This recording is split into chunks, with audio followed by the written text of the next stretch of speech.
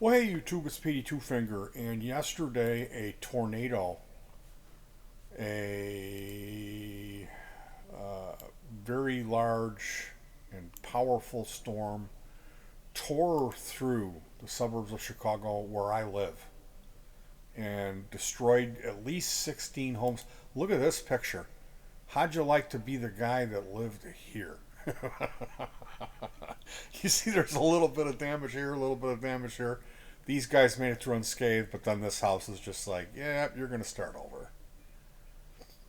So there is a lot of downed trees, downed power lines. There was 22,000 customers without power. Um, and cars. Oh, the cars. Can you imagine that? These poor people. Oh my God. Thank God no one thank God no one was killed. Um, the storm came through at between 11. Oh my God, look at their floor. It came through between look at the stairways to go down in the basement. Can you imagine being down there when this happened? How loud that would have been? The sound of that. Holy shit. Yeah, let's look at the look at the weather. Oh no. Oh no.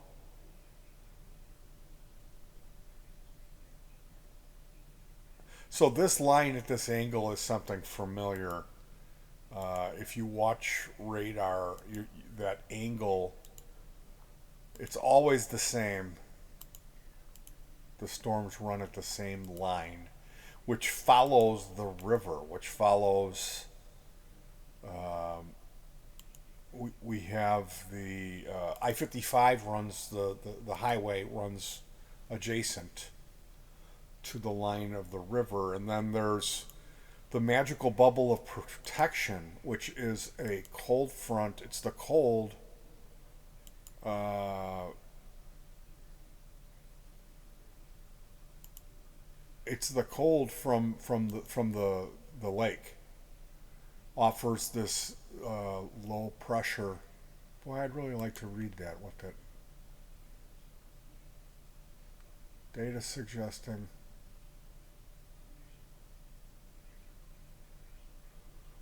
cross two interstates in the process. See, I read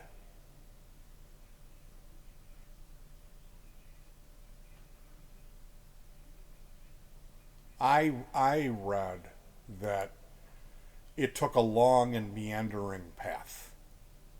This storm was it was an E3. They're gonna change that. Oh my God! Look at that. See, I heard it went through northern Downers Grove. There could have been smaller. The storm is huge, and as it moved through at this angle, I guess this funnel cloud. They're saying this is it. So let's see.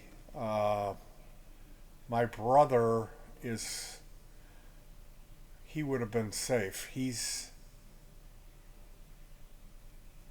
in here. This map, I would have to zoom this map in. But like my mother-in-law is right over here. So this is something that affects us if you live here. I mean, I've never experienced any damage. Where my mother-in-law lives, there was some stuff that happened, some roofs that got torn off a few years ago. Um, I'm here. My brother, let's see, my brother's like right in here, and my mother-in-law's in here. I grew up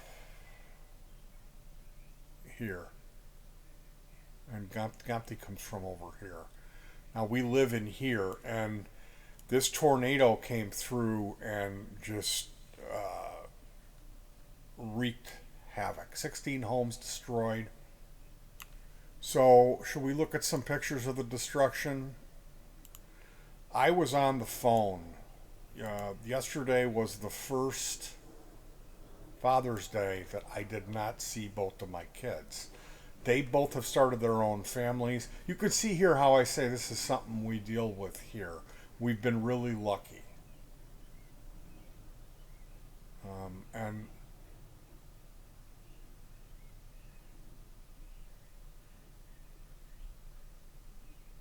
I swear they're only listing significant, so they're leaving out because this is practically every year there'll be something. Um, Whether it's they just turn the sirens on and a couple roofs get torn off, maybe it isn't this scale of destruction. This was bad yesterday. What happened here yesterday was really really bad. And I got to tell you, I had no idea this was going on. I It was Father's Day. I had talked to my older daughter at around 3. We talked for an hour, just gabbing away on the phone, and then around 9:30, I called my younger daughter, and she called me back at 10:30 when she was able to get her son to sleep because he's 1 years old. And I was on the phone with her for an hour. All of a sudden, my wife said, "I think I'm hearing sirens." And I'm never on the phone. I am never, ever, ever on the phone. And of course, she's freaking out because she's hearing sirens when I'm on the phone. So she opens the patio, goes on the computer, and says, "Yep, there's this tornado warning," which I ignored and continued to talk on the phone while all of a sudden we had rapid, multiple brownouts with the air conditioning shutting down, the computer shutting down, the phone shutting off.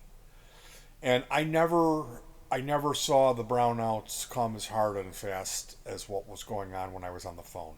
It was like these brownouts lasted like about, I don't know, 8-10 minutes, and then the lightning flashes as this thing tore through here. You can see that angle. I'll show you what I'm talking about. This is the river, okay, and the tornado always follows this. It's always like it comes in here. And it'll start around here, and then they'll touch down anywhere in between here. But then when you get close to this is a cold front. This is a low pressure system here. And this has a magical bubble of protection. So tornadoes rarely go, I mean, you might get some down in here. You might get some down in here. But they rarely go past here. We had one Black Friday that in Oak Lawn that the children died in. We had the one here in Plainfield where the roof of the high school was ripped off, and I think 22 people died. But this is that stretch of the river that I used to run on my boat in here. This is where I used to go. And the tornadoes follow that angle. The pressure system always, when the storms, however they're moving, they're always at this angle. It's really interesting.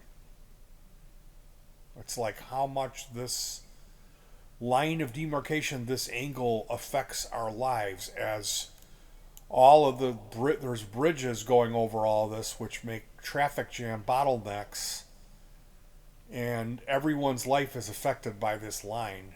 And like the worst thing that you want to do if you're on this side of the line is fall in love with a girl whose family is over here, because you're going to be dealing with these bottlenecks and construction on these bridges Every year they shut them down. They're always doing construction on it. And cars are just lined up for my. It's just a this whole area around here is just traffic jam because you can't get through because of this line. But that's my life, you know. Where does PD live? Oh, he lives right there, the main choke point of all there's everything else is fine. There's no other feature that, and then they, of course, they put train tracks in along here too, because well, if you can't get through because of the river, you might as well not be able to get through because of the train too, you know. So that's where PD lives. Not only where everything is choked, bottleneck, but also natural disaster, where you're probably going to get taken 10,000 feet up into the air out of your slumber and then dropped to the earth to plummet to your death. So I thank goodness that nothing happened to me or any of my loved ones, but I was pissed off last night. It was like, what the F, you know? I'm never on the phone. It's Father's Day. I'm trying to talk to my kids, and then this fucking tornado comes and kept shutting the phone off. The phone kept disconnecting on me. So, yeah, Woodridge tornado, not good. Maybe we'll. I don't know. I don't think it's right to go driving around and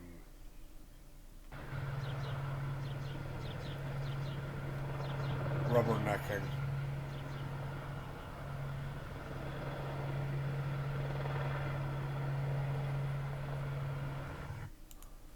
So, yeah, there you go. Be safe and peace.